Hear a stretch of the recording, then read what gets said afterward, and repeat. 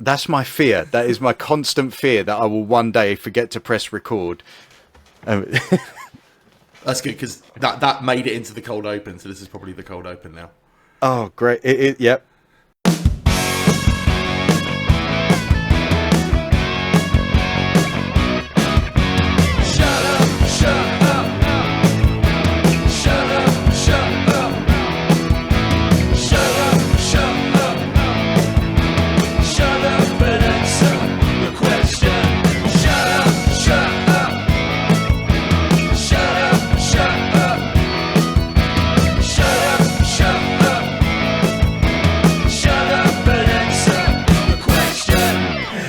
Welcome to Shut Up and Answer the Question, the show where we take a question from the audience and we take... I mean, my God, we take such a fucking long time to answer it. I'm Ethan Lawrence. And I'm Sean Antony. And it's getting longer and longer with the intro as well. I'm getting increasingly pissed off with our intro. Do we just go straight in then? I'm so mad at it, like, all the time. I go to sleep furious. I wake up furious. I'm furious. I don't know what furious to say. Ethan. Yeah, mad old Lawrence over here. Mad Dog Lawrence, that's what they call me. Mad Dog Lawrence, there we go. Yeah, so Mad Dog Lawrence is letting everyone know that we're on a remote recording software. And that can only mean one thing. That can only mean one thing. It means we've got a flipping guest. Yes, another guest. Yeah, dude. I do love the Just the Boys episodes, but the guest episodes, they're better, aren't they? They are better. Yes, yeah. The rabbit warrens of the conversations that we have are always so cool. And we've got someone super interesting this time, not just like one of my celebrity mates. So the pressure is up on this one. Where we reminisce about how horrible Histories was. We've actually got someone of import. And would you like to introduce them, Mr. Ethan? I do. So I've got a page and a half of A6. As is traditional with our guests, I'm going to read their career to them, and they've got to just sit there and take it. So here it comes. Deep breaths. One take. No thought. I'm going to try and get this one right, and I'm definitely going to try and get his name right at the end, not like Finley McKillop. That was really embarrassing. Right, here we go. Our guest this week is a journalist and an author. After graduating from Cambridge, he jumped right into the coalface of hard-hitting reportage at Pensions World. Yeah, we're talking big dogs. Then he went on to Stuff, which is a magazine. I'm not just like being vague. And Q, also a magazine. He wasn't just like standing in a line. Since then, he has written for near enough every UK newspaper you care to name, and some that you might not care to name. He has created a Substack, Conquest of the Useless, where he reports on the media itself. He is the man who watches the Watchmen, showing how the grubby industry operates. And this has now led to his brand new book, Breaking! How the media works and when it doesn't and why it matters. A Ron Seal title that I demolish in a single weekend. He has seen the very worst and the very best of journalism, so let's see how he copes with being interrogated by a struggling actor and a guy who's had more concussions than birthdays. Please welcome Mic Wright! Yay! Hello. How are you, Thank Mick? you very much for joining us. I'm well, thank you for that rundown of my infamy. You happy with it? I'm happy with it, personally. Yep, deeply. Good. Yeah. Good. Thank goodness for that. So I think we should probably best start with plugs because book. You have a book. I have your book. I've read your book. Do. You do. You posted it on social media. That's what we like. Oh yeah. Pictures of it. Good. Very good. It was a hint. If you know. Yeah. Difficult to untangle that hint. Well, you know, we tried to keep an element of mystique, but we sort of gave up partway through, I think. So how's the launch been? Yeah, it was good. Some people came. I talked about the book. It was an exciting thing. It's funny. I'm not the world's best person at promoting myself. Oddly enough, I've become less good at it over the years. I think, in a way, I'd like to sort of do a Doctor Who thing and go back and grab a version of myself from my 20s or something and have him come and do all the promotion for me. But no, it's been going all right. It's been going all right. People seem to be liking it. So how does it feel having a book out there? Because obviously you put a piece of yourself out there every time you write something, but like this is, I don't know if it feels more permanent, but it definitely feels more permanent. I think if you're used to publishing things instantly, the process of writing a book is an odd one because you sort of, there's a big time lapse between when you finish it and when it comes out. And I mean, there's already one bit that's out of date. So get the book, spot that, see where it's. You had to get it really see where quick, I have to finish writing it, because otherwise it will be completely pointless. No. It's most of it will last for some time. I tried to write it in that way, but there's a couple of things. The Telegraph ended up getting finally sold after months in limbo, and I've been waiting, saying, "Oh God, hopefully I can make that change, before this is locked in." And the week after, there's always things when you're writing a book that you think, oh well, I hope this doesn't change before this comes out, or the big one I was worrying about was whether Rupert Murdoch would be dead or not by the time the book came out. That would have been a positive, obviously, but he's at time of recording he's still alive. But yeah, the Daily Telegraph had been in limbo. Like the sale of the Daily Telegraph had been in limbo for months and months and months, and then literally about 2 weeks after the book was finally in and locked down and I couldn't make more changes, they went and finalised a sale. So you'll spot that in these limited edition hardbacks that are out there. And that'll change in the paperback, I guess, but it shouldn't stop you buying it now. There you go. That's me at my most these will be buy the book now. Proper collector's editions because of all the inaccuracies. Yeah, because they're so riddled with inaccuracies. Yeah. I've just had a dreadful thought. What if? Because I think we're going to expedite this in order to chase the book and get it out as soon as possible. But what if Murdoch dies between now and next week Thursday? We'll just drop a line in over the top of that. No one will notice. Hopefully people won't. For our inaccuracy. I feel like if he dies, people will be distracted enough not to worry about this too much. Yes. Yeah. I don't know. We've got nearly 3 listeners, so 2. Yeah, 1 actually. No one listens to this. Why would they? It's dreadful and shit. Mick, we've actually got you on specifically because we wanted to ask you a question. Just one, just from our audience. Do you know what? I'm actually going to peel back the curtain. So me and Sean were talking about it. Sean said to me, "Have you chosen a belter of a question?" And I said, "I don't know what to do. Do I ask Mick a belter, or do I ask him a damp squib, and then just use that as an opportunity to then just talk about the book some more?" So we opted to roll a dice on it. Okay. Odds damp squib and evens belter, and we rolled a 2. So belter it is, but the lowest possible kind of belter. I'm just imagining you with a big scale on your wall of like. There's so many red lines and bits of thread going into this. We were so frightened the whole time. So I picked a poor belter. So sorry for the person who asked this. I can only apologise for describing it as a poor belter. A damp belter. A damp belter. We're damp belts over here. It's from Antony McHats, which is a good name. Yeah. Shout out, Antony. And I hope you're ready for this, Mick, because it's quite. How's the world going to end, Mick? How's the world going to end? Yeah. Oh. I went for the big existential one, if that's okay. So, I mean, we are recording this in the midst of a, escalating Israel-Iran war. So I can't pretend that wasn't at the back of my mind when I picked this. So we could be again outflanked by this. People could be listening to this on the last, remnants of electrical devices in a nuclear wasteland. I love the confidence that we'll still have had the ability to upload it, though. You just have uploaded it just before and you think, oh, God, now no one's going to listen to that. What a waste. I'll see if I can put it onto tape. Yeah, or like a wax cylinder. Do we have the capabilities? We'll find a way. I mean, yeah.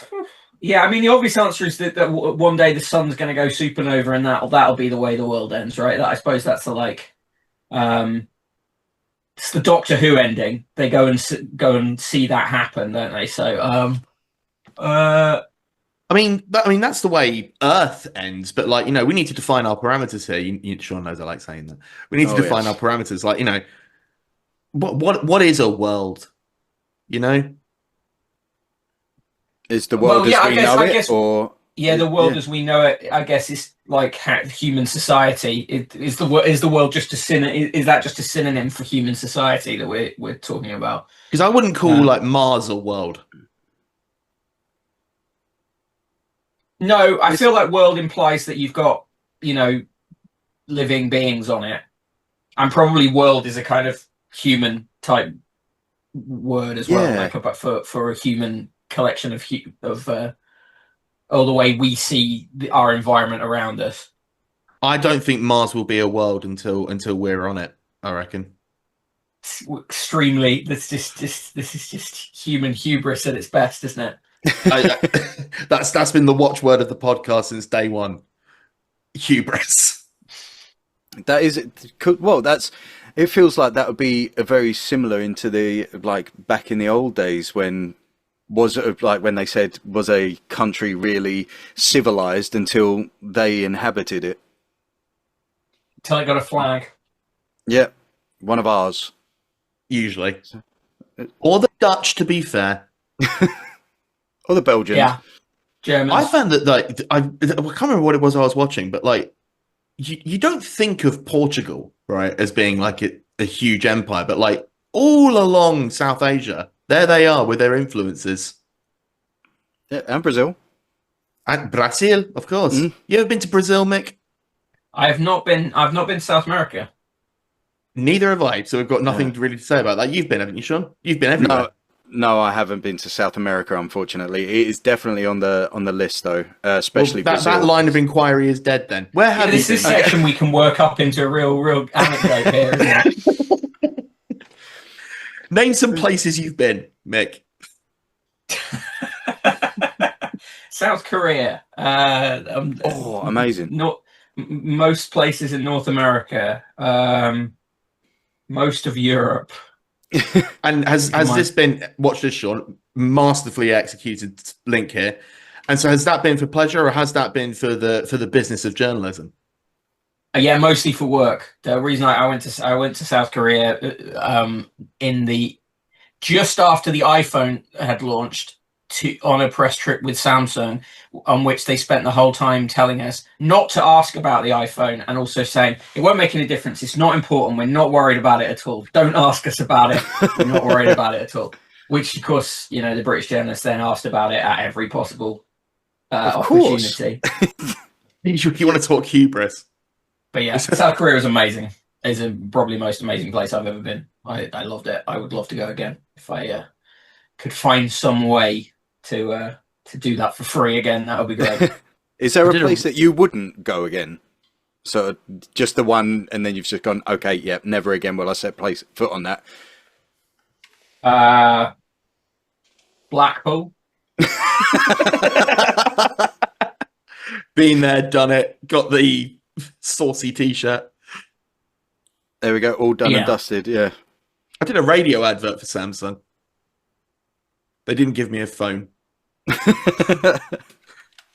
It could have been the least they could have done. You'd think, wouldn't you? You could have hooked a brother up. But no, funny you mentioned the iPhone, because one of the bits in the book, look again, Sean, look at this, incredible. It was a moment where it was because of a BBC news article, sort of like about the future of newspapers, that was in 2005, I believe, and it was like, what's going to happen over the next 20 years? Great opportunity to release the book, obviously. And how someone said, I can't remember the name of the person who it was, that newspapers will survive because what else will people read on the toilet? 2 years away from the release of the iPhone. Yeah, exactly. You're always a hostage to fortune when you make predictions. There's a whole chapter in the book on the future of the news, and And one of the reasons I put that right at the start of that chapter is just to go, who knows?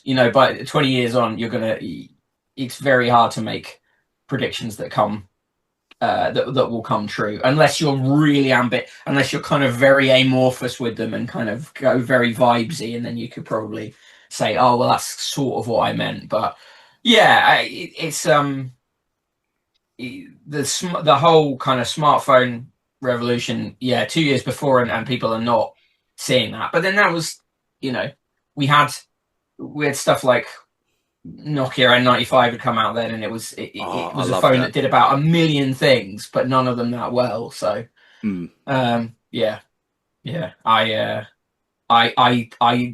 can't wait to see if anyone is looking at this book in 20 years, what they'll tell me and go, geez, you had no idea. You had absolutely no idea. You did make a prediction that I found interesting, which is that physical newspapers and magazines, you reckon, will not be a thing in 10 years.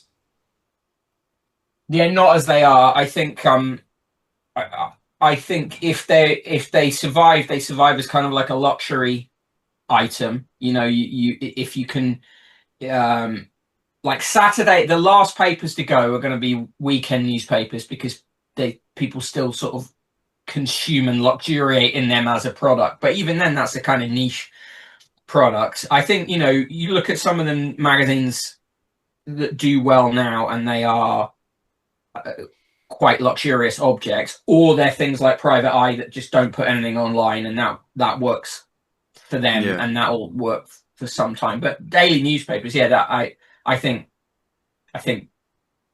10, 15 years time, there will be no print daily newspapers left. I can't see how the economics works. I think the Sun would be gone now if once Rupert Murdoch dies, then the Sun will close down pretty soon after. I think it just survives because he has a personal affection for it, but it doesn't make sense as a print newspaper anymore. Do you think there's going to be like a vast sort of overhaul of the whole space once he's passes? Because he's got such a firm grip on in quite a few pies.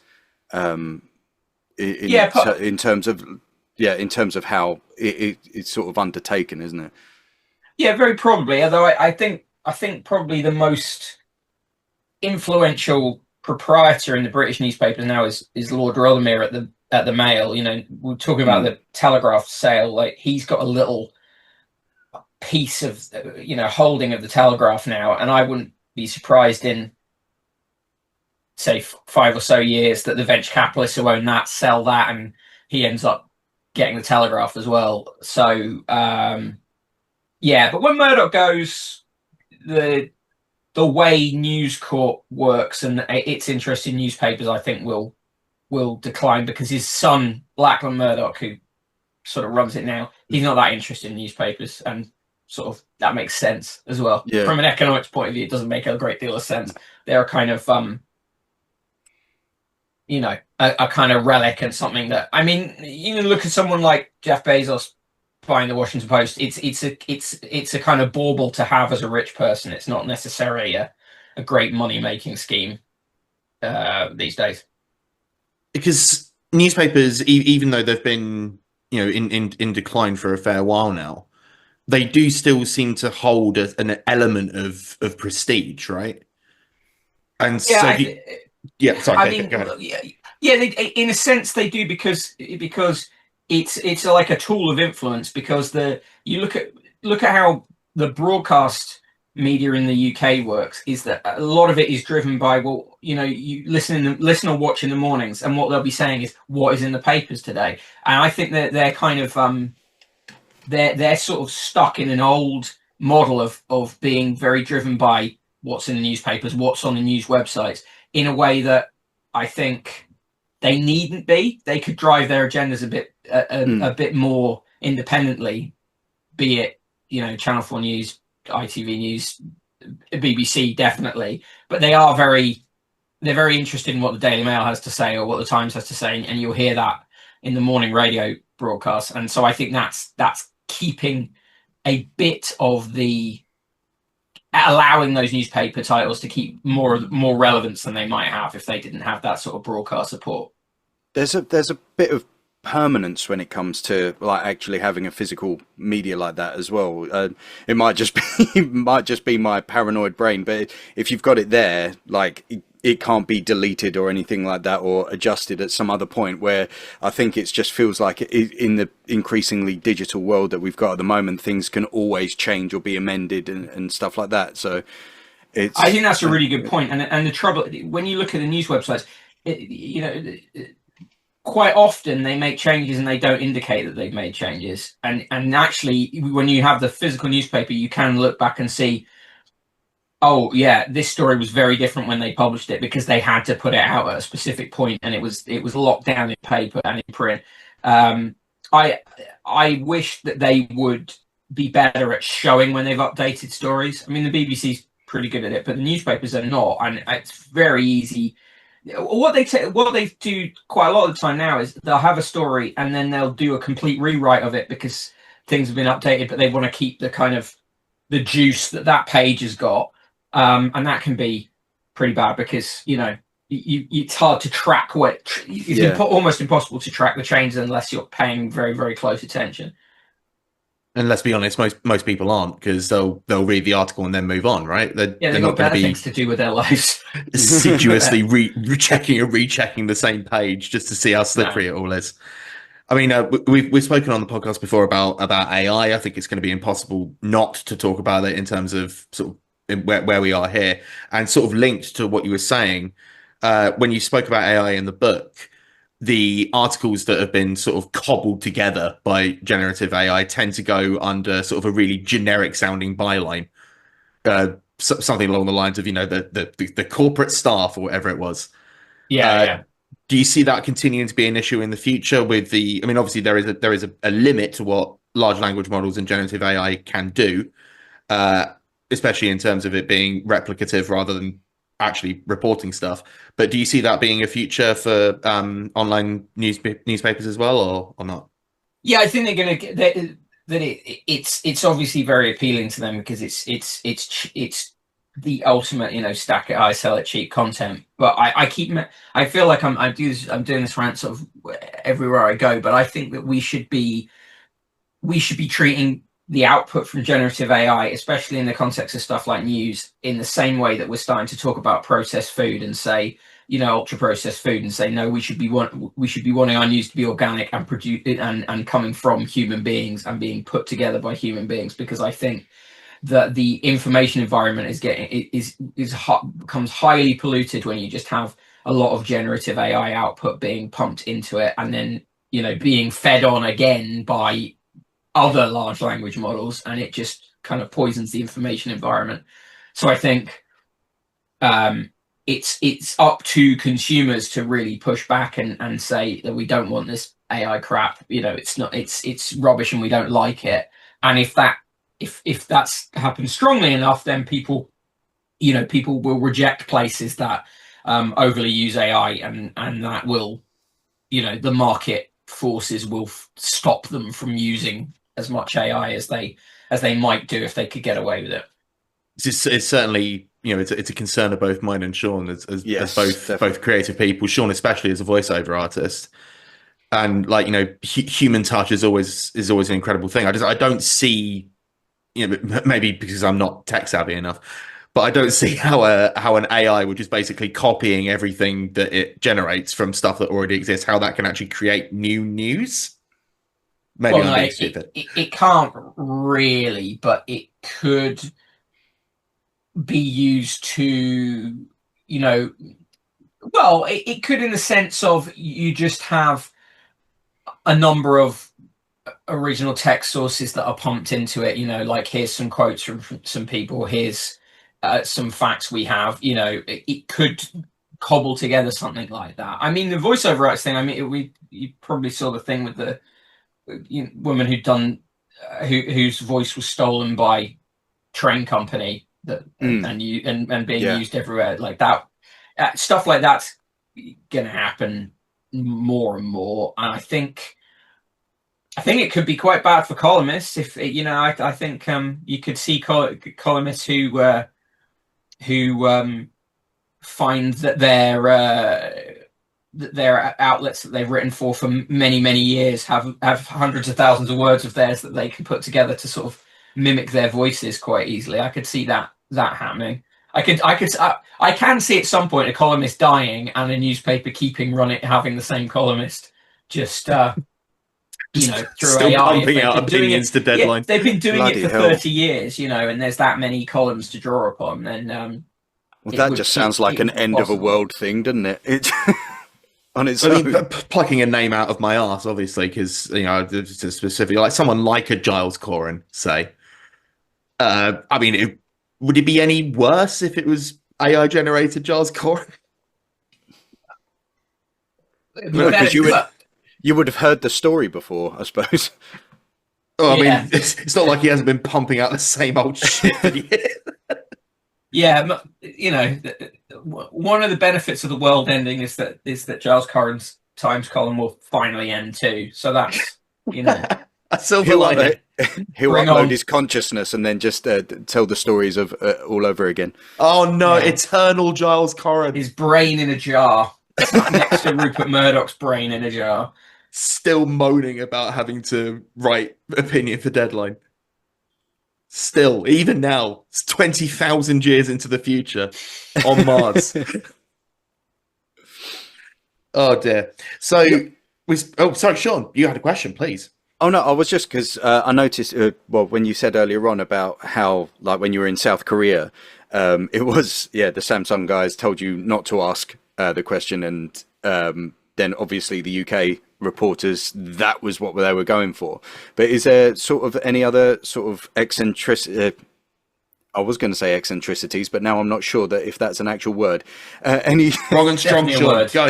Definitely a word. Okay.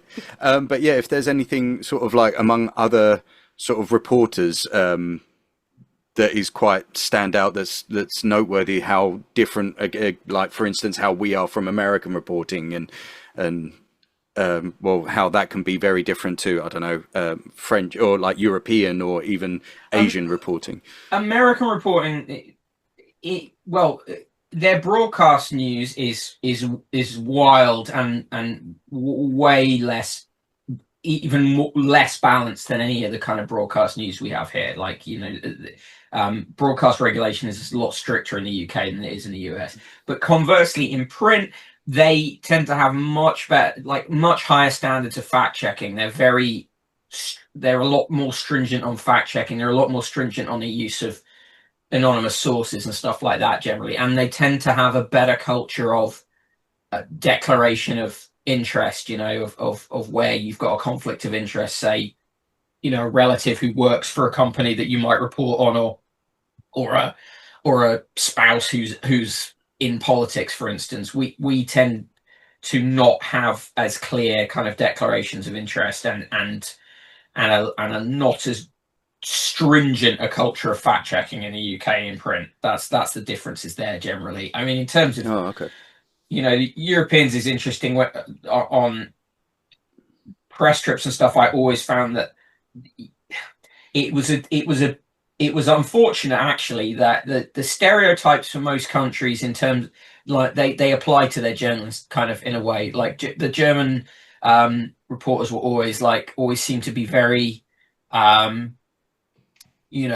strictly professional and very and quite interested in the technical and quite stern and all that kind of stuff. And the French were as French as you'd expect, and the Italians were as Italian as you expect. It's a little bit like, I feel like we're in sort of 70s sitcom slightly. It's quite whimsical, isn't it? But yeah, I wonder if there's a thing that journalists are quite cartoonish people, so that they tend to sort of fit with the national stereotypes a bit more than the average person, maybe. It's whether this stereotype is actually branched from the the material that has been put out, or if they've allowed themselves to be inspired by it. Yeah, could be a bit of both. So obviously we spoke about the current, present, and the future of journalism, but I wanted to sort of hop back in sort of your own biography. So you've been at this a while. I think that's fair to say. 20 years, yeah. So I mean, sort of again going back to that sort of BBC article from 2005. For you personally, how has being a journalist in the UK changed over that time? Because obviously, huge tech advances, everything associated with that. But from a personal perspective, like, you know, jump back to 2005 and then to now, how's it been? Well, the amount you earn as a journalist hasn't. Fees have stayed very static. So, in fact, you know, the amount you earn has gone down because, you know, fees have not moved with the times. Young journalists have to write way more now than they used to. You know, like the amount of material that you're expected to produce in the newsroom's gone up hugely in terms of the number of stories they have to pump out, and you can see that on certain websites. You just see that the demand to pump out material means that quality has gone down, and the kind of things that are picked up as stories has gone down. I thought, you know, an interesting one, talking horrible histories, like Matthew Bainton was, you know, he did a thing on Taskmaster the other week where he was like crawling around on the ground or whatever, and Yes. And now that's become, I noticed on his Instagram he was posting, you know, the stories that have been in the press about like the people saying this should never have been on TV and all this kind of thing, and it's the most embarrassing thing he's ever done. He says, and all this kind of stuff. And it's just spinning out from this a kind of like scandal or whatever that really isn't there. So you see, and you'll see that, you know, one place reports it and then everyone else there's their own version of it because they see that traffic's coming to it. So I think originality has been damaged in lots of ways. But on the other hand, there are loads of ways now to be an independent journalist and produce, like stuff like Substack has meant that there are lots of people branching out and doing their own thing. The trouble with doing stuff on your own, though, of course, is that you don't have the legal support or the financial backing to do certain things, because it's just sometimes you benefit from the scale of a big organization. Sort of difficult to plan a solo trip to South Korea to investigate something on it. Exactly. Yeah. I mean, some people do it if you get a big enough audience, and I think, you know, clearly there are some people out there who are doing it, and but yeah, it's challenging. But so what am I saying? It's a mixed bag. It's one of those answers, isn't it? Very much so. You were the first in your family to become a journalist, I believe. Yeah. Bring great shame to my family line. Well, that was going to be my follow-up question. I was going to ask, what was the response from the family when you decided you were going to be a scoopster? Yeah, my parents are really supportive of whatever I do. To be honest, I have a really small family. I've only got my grandparents and my mum and dad, so that they were they were really they were supportive, because I always enjoyed writing, and I think that's just it made sense as something that I wanted to do. So yeah, I don't have a good. I wish they'd said, like, there was some kind of great conflict there. But no, they were fine about it. I mean, I think they wanted me to be happy. Whether or not if they'd known how challenging it would be, they might have thought otherwise. But yeah. Well, I mean, I'm happy for you, but I'm not going to be optioning this screenplay, unfortunately. Yeah, it's not quite All the President's Men, is it? There's a lack of it's no fighting with my family or something like that. No. There's no conflict there at all. Speaking of fighting with my family, that's a great segue. You speak in the book about the sort of the, well, for non-wrestling fans, you reference kayfabe. Obviously, I'm a huge wrestling fan. I'm wearing a wrestling t-shirt. But the kayfabe of modern news, where there's the line that journalists, writers of editorial and things like that will say that they're not told what to say, but there's a line that they had to tread. You mentioned earlier as well about sort of the conflicts of interest that just sort of seem to be fine. I wondered if you could speak to the idea of newspaper business being professional wrestling. Yeah, I mean, I think a good example of that is when if you go on to radio or TV debates, and then you're in the green room before or after, the people who are really, at each other's throats on screen or on air, then sort of, socializing, getting on with each other, absolutely fine behind the scenes. And the way that, going on to those discussion programs work is that, you do a pre-interview with a producer, and that it's where they really want you to have a particular line, so that someone else will have a contrary line, so that you can have that conflict. So it does feel a little bit like, producing a wrestling show, agreeing what is going to happen in any of those debates is sort of almost predetermined by who you brought onto them, and you can really see on producers' faces the disappointment on 2 or 3 occasions I've been on things, and you end up agreeing with someone, or you come to some sort of fairly broad consensus on something, and it's not really what they're looking for. So, and also I think on a wider sense, there are certain topics that we have the media kind of accepts as, whether it be the Guardian, the Daily Mail, the BBC, whatever, they kind of accept as fine, or just a baseline.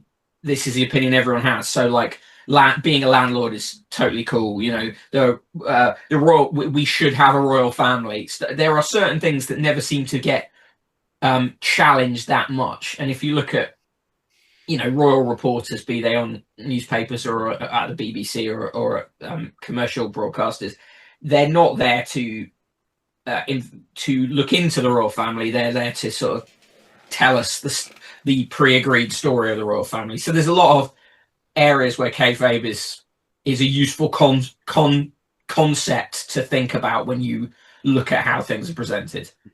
That's very interesting.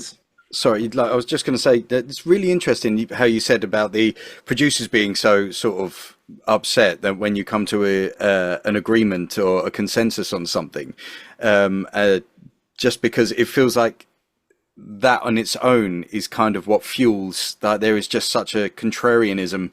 If you're not with us, then you're against us. Like in anything, it's just sort of like the footballification of stuff.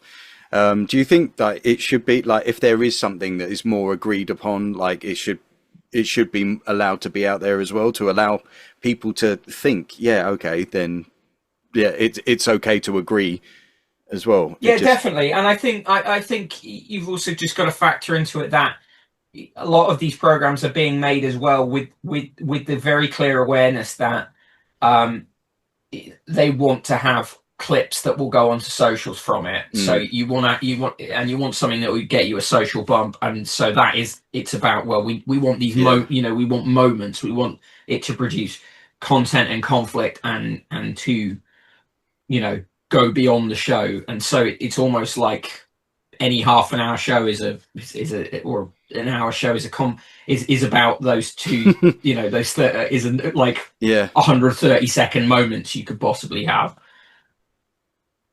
Yeah, I mean, even back in the day, like you like prior to sort of social media being a huge thing, in the book you direct us to the Eddie Mair Boris Johnson interview, and I sort of wanted to talk about interviews because, like, I was thinking before we hopped on, I was like, we're like the opposite of Paxman.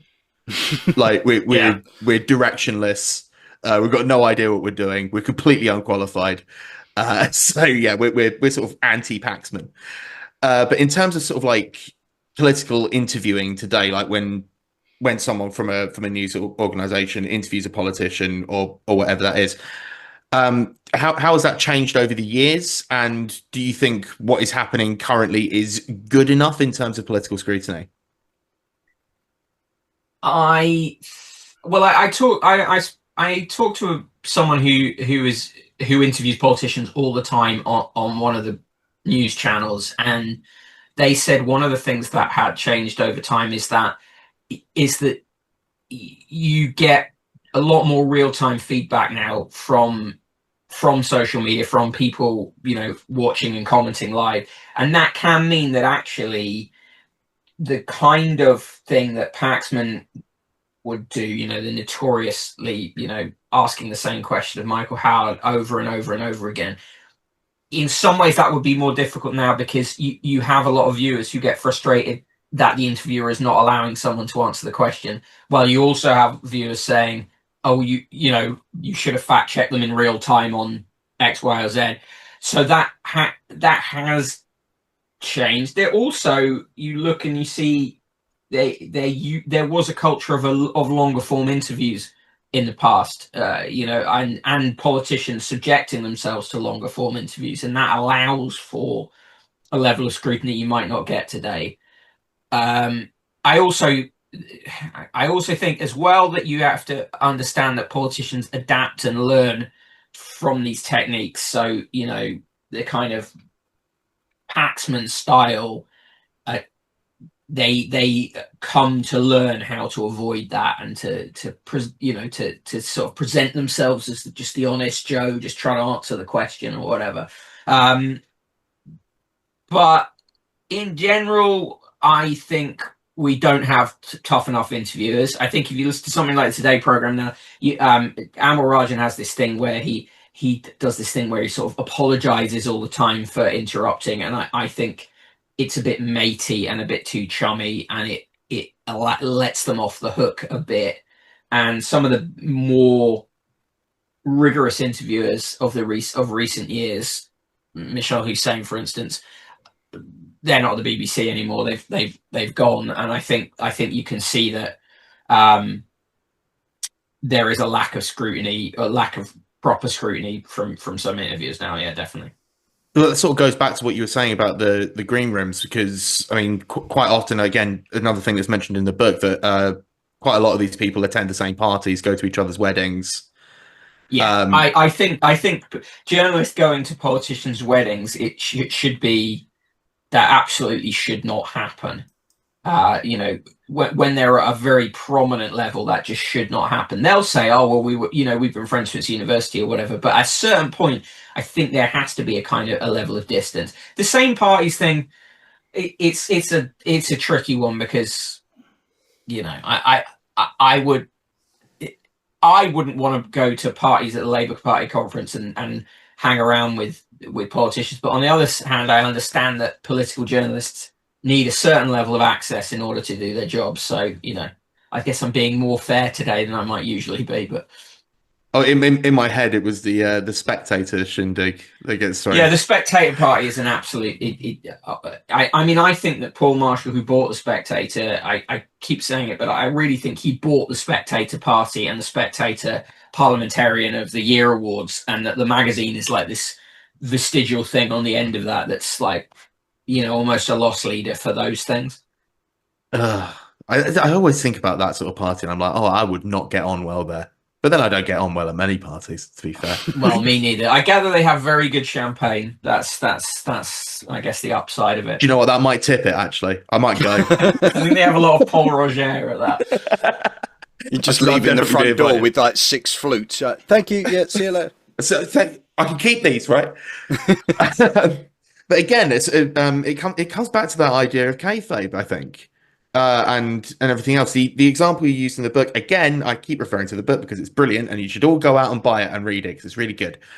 But Rishi Sunak's mate, whose name escapes me briefly, James Forsyth, and sort of you describe it as like a revolving door between politics into journalism, and then sometimes back again over and over and over again. Could you speak to that and sort of like how that would affect things, like both in politics and in journalism? Yeah, I mean, with James Forsyth, he went to school with Rishi Sunak. They were best friends. They were best man at each other's weddings, and he was a leading political commentator, writing a column in the Times, and was political editor of the Spectator, writing about Rishi Sunak when Sunak was Chancellor and in the early days of his prime ministership, without really adequately expressing to the audience what his, to the readers, the very closeness of his relationship. On podcasts, he would say stuff like, oh, who I've known for a long time, or stuff like that, which is like, yeah, but it's a bit more than that. And eventually he went into government as his chief of staff. So, and other examples, you see someone like Sebastian Payne, who was at the Spectator and then was at the FT, and then went and headed up a Tory think tank because he was hoping to get on a safe seat to become a Tory MP. But then, you know, they suddenly didn't have very many safe seats, so that didn't happen. And he's now back at the Times. Now, I think the interesting thing is you don't see many journalists criticize that revolving door because I think they are thinking, I better not criticize that door because I might need to go through it one day. And a lot of people do. You know, you had that. You know, there was a journalist who wrote lots of obliging things about the gambling industry for years, and then was moved over and was on the publicity side for the gambling industry for a couple of years, and then came back to journalism, and that's sort of treated as fine. And I think it used to be that if you moved into PR or you moved into being at a think tank or being at an industry body, you didn't come back again. You know, it was like the big money move and you were gone, and that's what you went and did. You couldn't then come back into journalism. There's something, the back and forth is not that healthy, because your relationships with those organizations are always going to be a bit tainted. It just feels icky. Like, yeah. It's especially when it then feeds into like people becoming parliamentarians, like, you know, with actual control over like laws and shit. Yeah, and of course you got Michael Gove now, who, you know, was MP for he was journalist for the Times, then he was an MP, now he's back being editor of the Spectator. So it's like I think what it also means is that I've said it a lot before, but I feel the one area of real class solidarity that still exists in British society is media political class solidarity. They have a lot of sympathy for each other, and not necessarily for people outside of that class. I mean, that unfortunately rings very true. Obviously, the big beast with regards to ping ponging between journalism and politics would be your man Boris Johnson. Boris Johnson, yeah. Who is? I'm going to say that I don't mind being political on this podcast. I really don't, Sean. I think he can go pound sand. I don't like that guy. He looks like he's been pounding sand. He looks like a sand golem. I mean, how does this is going to sound like a really vague question, and I appreciate that, but like, how does something like Boris Johnson happen?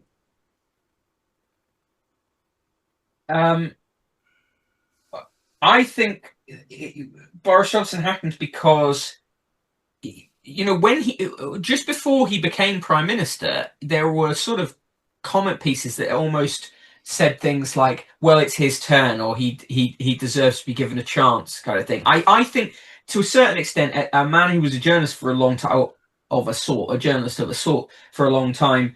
He certainly wrote in a paper. You can call it journalism if you want. Journalists then, they almost kind of, it's almost like, well, he's one of ours, so we're going to sort of back him.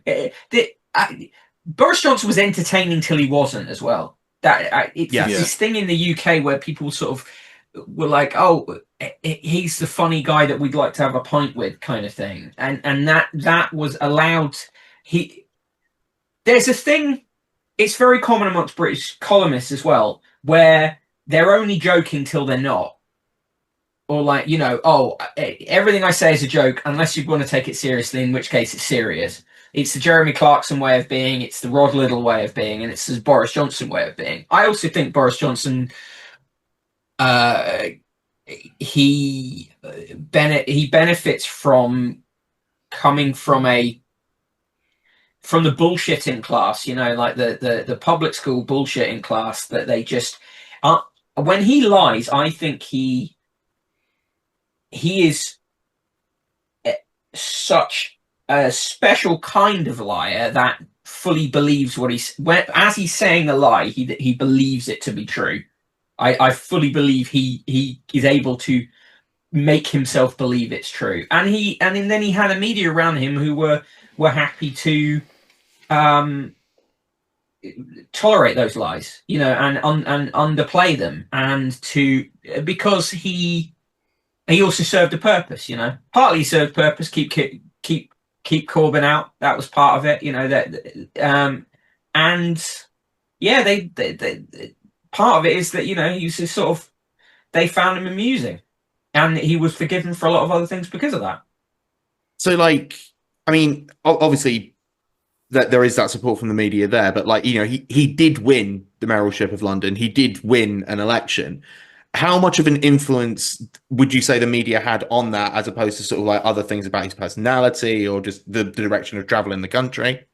I think the broadcast media helped him. I mean, have I got news for you? Act as if it like to sort of say, well, it didn't make that much difference, that we had him on and we used to mock him and things. But you have to remember as well that he was elected mayor of London as a kind of liberal. Like the Boris Johnson persona at that time is like a kind of soft Tory, liberalish kind of fits with London type, and also that Ken Livingstone had, taken an absolute pounding in the press prior to that as well, and done quite a few things, that didn't endear him to people.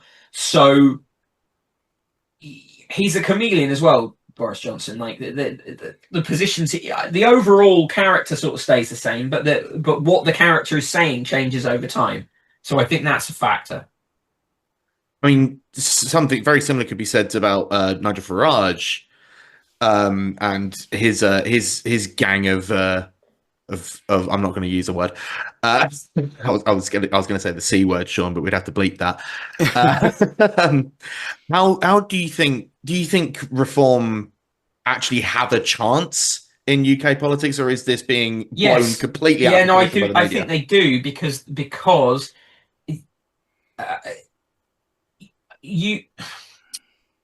it's what the thing that is so important, right, is brand awareness and name recognition. Like right now, people cannot name who the Shadow Cabinet are, right? Nobody, like apart from like the weirdest people in the world, no one knows who the Shadow Cabinet are. Nigel Farage is effectively leader of the opposition because he is able to get the most media coverage and the most attention, and we live in an attention economy. And I think that attention could end up, rolling him right into number 10. I think it could happen, particularly when you've got such a bad actual leader of the opposition in someone like Kemi Badenoch. So yeah, it could happen, and I think it's almost like in online news and stuff, right?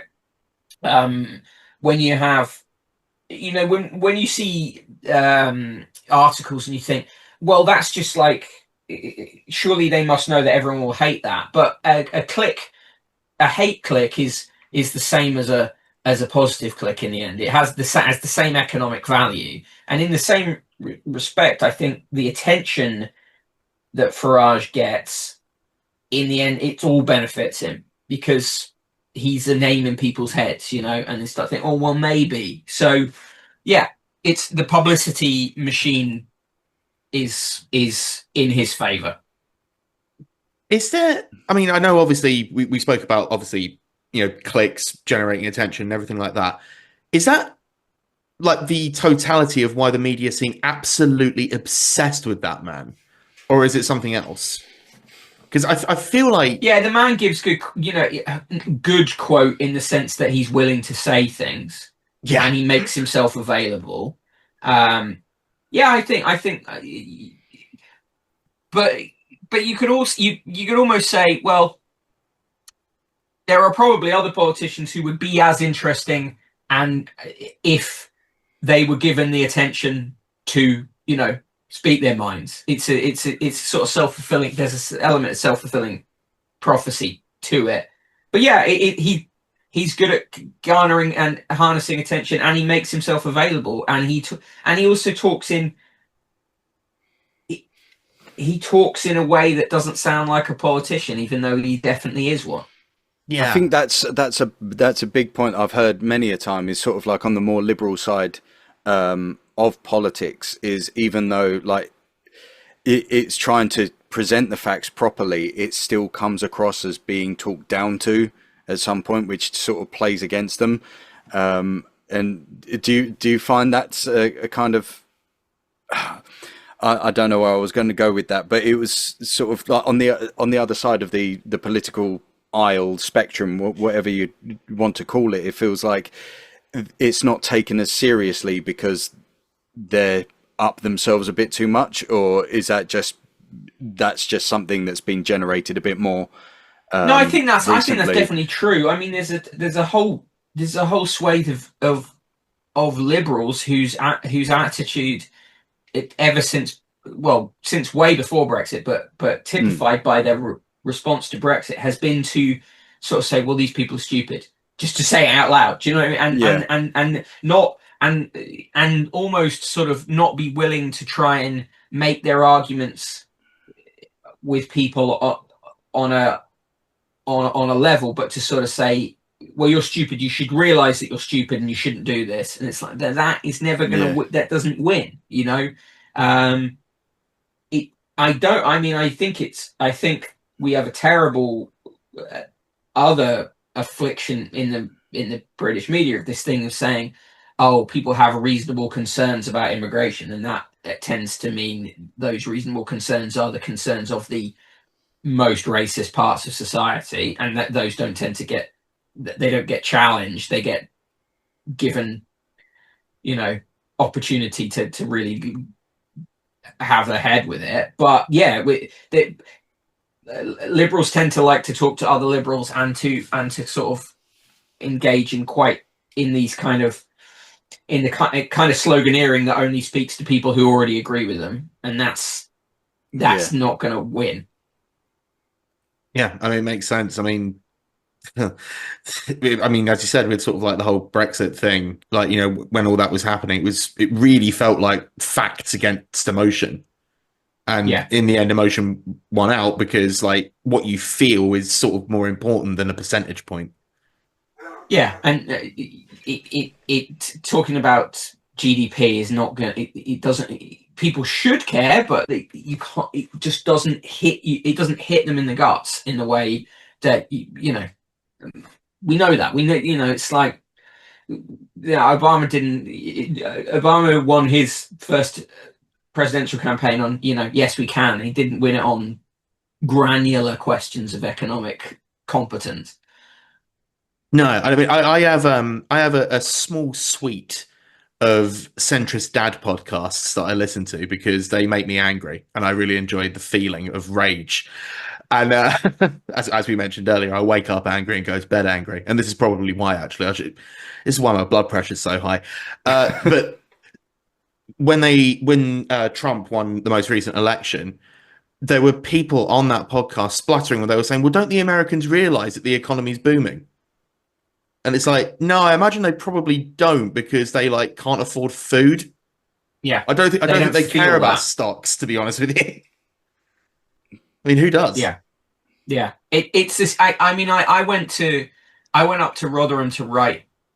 I was sent up to Rotherham to write a piece for a newspaper, and which is quite, you know, sort of was very pro Remain, very like, you know, very, very angry about what had happened with Brexit. And I came back and I said, well, you're not going to like the piece I'd write because I what I'm going to write is say, well, I went there and I talked to people and I can see why they voted for Brexit. I think it was a mistake, but I can see why they voted for it, because there was all these kind of projects and stuff that had been funded by the EU in the area, but people didn't see people hadn't seen the value of them, and people couldn't be sold on this thing of, oh, your kids could go and live in Europe, because, you know, their kids were barely scraping by in Rotherham. And writing that piece that paper did not want that. That paper wanted a piece that would have been more, you know, look at these people who don't realize that they should know better. And it's just, it's a huge problem. It's a huge problem because the right is willing to talk in a try and bring together their various bits of the right, and the left is not necessary, or the liberals will not work with the left is a problem. I mean, this is going to be a huge question, Mick, and you can feel free to just say I'm not going to answer that, but I'm going to ask it anyway. What the fuck do we do, man? How do we fix this? We're kind of back on how will the world end, aren't we? In a way, Exactly. There has been a sort of an apocalyptic edge to this whole podcast. That's what been recording. Sort of underlying apocalyptic vibe. Well, I think, I mean, its self-serving answer is I think media literacy is really important, and I think I think one of the most interesting things in the past 30, 40 years is this demonization of media studies and understanding media, like, you know, particularly in the Tony Blair era of government, it just was the start of a really heavy push for this thing of, oh, media studies is a Mickey Mouse subject. You don't need to bother with that. But actually, everything we are bombarded by media all the time, and being able to understand and unpick and dissect the messages that are presented to us is really important. I think that would be if we gave people the tools to understand the stories they're being told, then people might ask more questions, and that would be useful. And if they ask more questions, we might get different answers, and things might be better. That's just mad that you've said that. It's because, well, just in my personal life, it emerged about the subject of media studies is kind of looked down on as a non sort of, as a non-subject, as you said. And it's just amazing how important it is, especially how online and how constantly bombarded with media we are at the moment. And just even as a basic standard as having it not even as a media studies, but something that everyone should know, is how to fact check, how to understand what is happening with just in terms of marketing, as well as that. It just feels like it should be a much more important than what people are actually placing it. It feels like it's about 20 years old, that whole thought process is, and it was just it's encouraging to hear you say similar. I think it would help with some of the stuff that they're constantly scaremongering around social media and kids watching TikTok and all this kind of thing. If the level of media literacy was better, then that, you know, the kind of stuff that the worst form of influencers put out would be they'd be less susceptible to it, because they'd see they'd understand what the techniques being used were.